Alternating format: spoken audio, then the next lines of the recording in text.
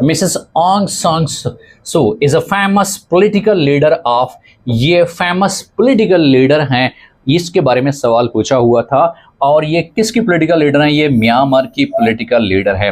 एक और सवाल बन सकता है इनके रेलेवेंट कि इनको नोबेल पीस प्राइज दिया गया 1991 में, और इनको उस वक्त दिया गया जब ये जो खिदमत अदा कर रही थी कि non violent struggle for the democracy and the human rights के हवाले से, और उसके बाद जो वायलेंस है उसको ख़त्म करने के लिए इनकी खिदमत के अतराफ़ में इनको नोबेल पीस प्राइज़ भी दिया जाता है।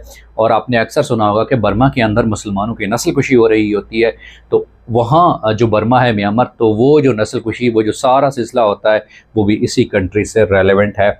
सो जिसको रोहिंग्या नाम बोलते हैं, जो रोहिंग्या इशू है उस वक्त जो मुसलमानों की नस्ल कुशी के हवाले से काफ़ी ज़्यादा मज़ालिम मुसलमानों के ऊपर किए जाते हैं, तो ये भी आपको